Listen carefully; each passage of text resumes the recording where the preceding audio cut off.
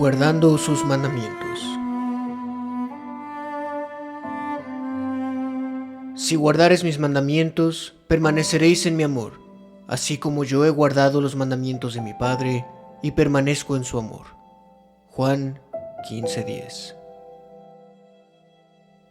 Cuán claramente se nos enseña aquí el lugar que deben ocupar las buenas obras en la vida del creyente.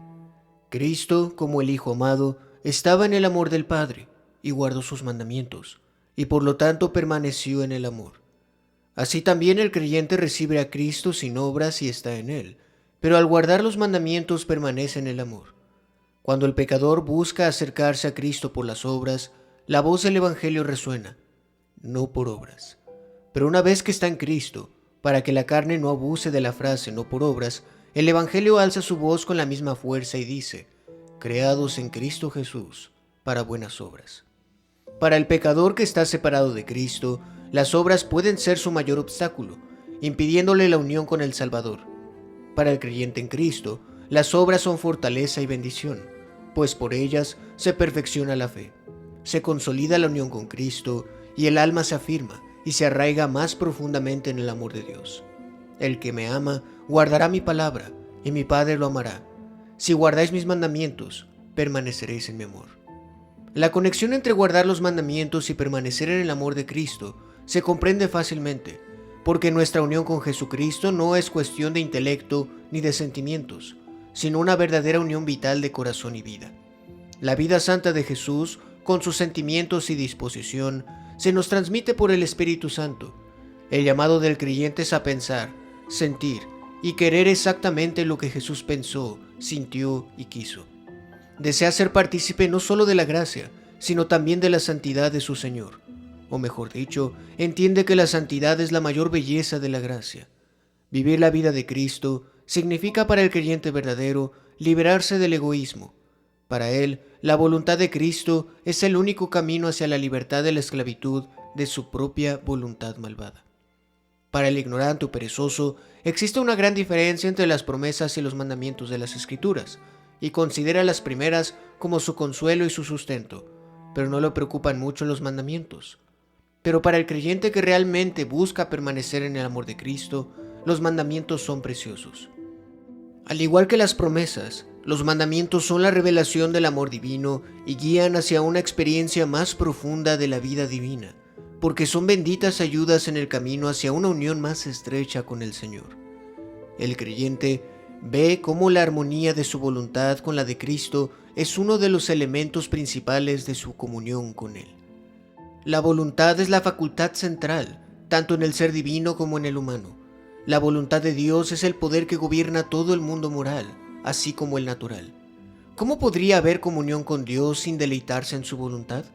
En algunas ocasiones para el creyente recién convertido, el entendimiento de lo que implica la salvación solamente es una seguridad personal de no condenación, y por lo tanto puede llegar a ser descuidado y negligente al hacer la voluntad de Dios. Pero, tan pronto como la Escritura y el Espíritu Santo le revelan lo que es la restauración de la comunión con Dios y la conformidad con Él, siente que no hay ley más natural ni más hermosa que guardar los mandamientos de Cristo para permanecer en su amor. Su alma aprueba cuando escucha al amado Señor decir que la mayor medida del Espíritu es la manifestación del Padre y del Hijo en el creyente, y depende completamente del cumplimiento de sus mandamientos. Hay algo más que le abre una comprensión más profunda y le asegura una aceptación aún más cordial de esta verdad, y es que esta es la manera en que Cristo mismo permaneció en el amor del Padre. En la vida que Cristo llevó en la tierra, la obediencia fue una solemne realidad. El poder oscuro y terrible que llevó al hombre a rebelarse contra su Dios también lo sobrecogió a él para tentarlo. Cristo como hombre sufrió al ser tentado, y para rechazar la tentación tuvo que ayunar y orar. Habló muy claramente de no buscar su propia voluntad como una entrega que debía hacer continuamente, e hizo del cumplimiento de los mandamientos del Padre el objetivo distintivo de su vida, y así permaneció en su amor. Les dijo pues Jesús, cuando hayáis levantado al Hijo del Hombre, entonces conoceréis que yo soy, y que nada hago por mí mismo, sino que según me enseñó el Padre así hablo, porque el que me envió conmigo está. No me ha dejado solo el Padre, porque yo hago siempre lo que le agrada. Con estas palabras nos abrió el único camino a la bienaventuranza de una vida terrenal en el amor del cielo, y como desde la vid, su espíritu fluye a los sarmientos.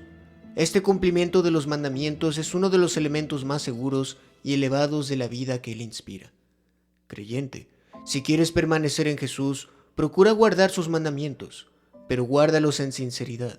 No te conformes con tenerlos como referencia en la Biblia, sino transfiérelos a las tablas de tu corazón mediante un estudio cuidadoso, una meditación profunda, la oración entregada, una aceptación amorosa y la enseñanza del Espíritu. No te conformes con el conocimiento de algunos mandamientos, los más comunes entre los cristianos, mientras que otros permanecen desconocidos y descuidados. Seguramente con los privilegios del Nuevo Pacto no estarías por detrás de los santos del Antiguo Testamento que dijeron con tanto fervor: por eso estimé rectos todos tus mandamientos sobre todas las cosas. Puedes tener la seguridad de que aún hay mucho de la voluntad de tu Señor que no comprendes. Por lo tanto, haz tuya la oración de Pablo por los colosenses, tanto para ti como para los creyentes. No cesamos de orar por vosotros y de pedir que seáis llenos del conocimiento de su voluntad, en toda sabiduría e inteligencia espiritual. Y de la oración de Epafras, el luchador, siempre rogando encarecidamente por vosotros en sus oraciones, para que estéis firmes, perfectos y completos en todo lo que Dios quiere. Recuerda que una comprensión más profunda de la voluntad de Dios para ti es uno de los grandes elementos del crecimiento espiritual. No imagines que la consagración completa es el fin, sino solo el comienzo de una vida verdaderamente santa. Observa cómo Pablo, tras haber enseñado a los creyentes a presentarse sobre el altar como sacrificios vivos, santos y agradables a Dios, procede inmediatamente a explicarles cuál es la verdadera vida en el altar. No os conforméis a este siglo, sino transformaos por medio de la renovación de vuestro entendimiento, para que comprobéis cuál sea la buena voluntad de Dios, agradable y perfecta. La renovación progresiva del Espíritu Santo conduce a una creciente afinidad con Cristo. Luego viene un delicado poder de percepción espiritual, un instinto santo, por el cual el alma diligente entenderá en el temor de Jehová. El creyente sabrá reconocer el significado y la aplicación de los mandamientos del Señor a la vida diaria, de una manera que permanece oculta para el cristiano común. Será mantenido en abundancia en su interior, escondido en su corazón, y saboreará la bienaventuranza del hombre para quien, en la ley de Jehová, está su delicia, y en su ley medita de día y de noche. El amor fundirá los mandamientos de su Dios en lo más profundo de su ser como alimento celestial, y ya no lo llegarán como una ley externa y contraria, sino como el poder vivo y que ha transformado su voluntad en perfecta armonía con todo lo que su Señor requiere. Conservar los mandamientos en la obediencia de tu vida ha sido tu voto solemne de no tolerar ni un solo pecado. ¿No es así? Juré y ratifiqué que guardaré tus justos juicios. Y esfuérzate fervientemente en oración para estar firme, perfecto y completo en todo lo que Dios quiere. Pide con fervor que se descubra cada pecado secreto, cualquier cosa que no esté en perfecta armonía con la voluntad de Dios, y acércate con fidelidad y ternura a la luz que tienes, entregándote sin reservas a obedecer todo lo que el Señor ha dicho.